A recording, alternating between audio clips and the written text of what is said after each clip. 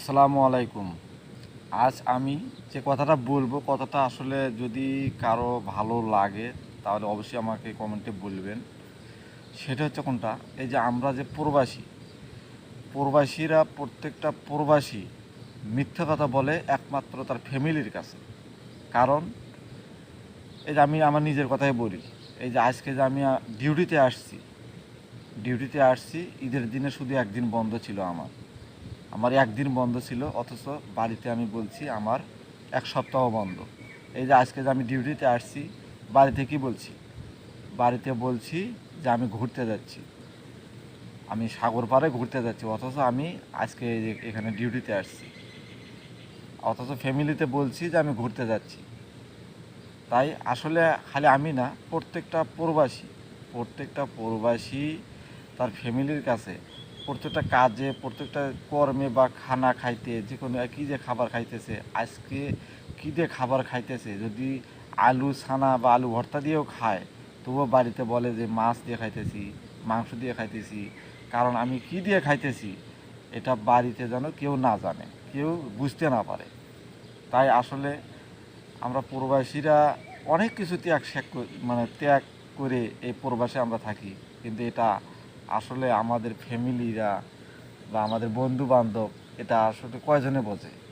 তারা বোঝে যে আমরা টাকার মেশিন, এই প্রবাসে আসলে টাকার গাছ আছে, গাছ ঝাঁকি দিলে টাকা পড়ে, এই টাকা আমরা বাড়িতে পাঠাই। কিন্তু আসলে আমরা কত কষ্ট করে রোদে পুড়িয়ে এবং কত কষ্ট করে আমরা এই টাকাটা রোজগার করে আমরা বাড়িতে পাঠাই, তবুও যেন বাড়িতে কারো বউ বাচ্চা বাবা মা সবাই যেন ভালো থাকে। সবার ঈদ, এই যে ঈদ আমরা কিন্তু এখনও বেতন পাই নাই, অথচ বাড়িতে কিন্তু যে কোনোভাবে হোক, ঋণ করে হোক, এখান থেকে ঋণ করে যে কোনোভাবে হোক বাড়িতে আমি টাকা দিছি, যেন বাড়িতে বুঝতে না পারে যে আমি বেতন পাই নাই। এই বেতনের আশায় তাদের ঈদটা কষ্টে কাটুক, দুঃখে কাটুক, এটা আমি চাই নাই। তাই আমি যে কোনোভাবে হোক আমি টাকাটা ম্যানেজ করে দিছিলাম, ধার করে ম্যানেজ করে দিছিলাম, দিয়ে আমি আমি ধার করে নিয়ে আমি বাড়িতে টাকা দিছি। আর অথচ বাড়িতে বলছি যে আমার টাকাটাই একজনে ধার নিছে, একজনে, অথচ আমি একজনের থেকে ধার করে নিয়ে আমি বাড়িতে টাকা দিছি, যেন তারা ভালোভাবে ঈদটা কাটাতে পারে বা ঈদ পালন করতে পারে।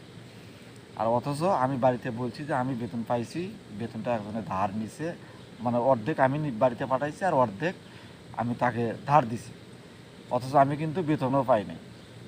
এই মাসে যে বেতনটা পাবো, এই বেতনটাও কিন্তু ঈদের আগে পাই নাই। তাই যাই হোক, আমরা প্রবাসীরা অনেক কষ্ট করি এই জন্য, যাতে আমাদের ফ্যামিলির যে মেহমানেরা আছে, এই ফ্যামিলির যে মেম্বাররা আছে, তারা যেন কষ্ট না করে। আসসালামু আলাইকুম রহমতুল্লাহ।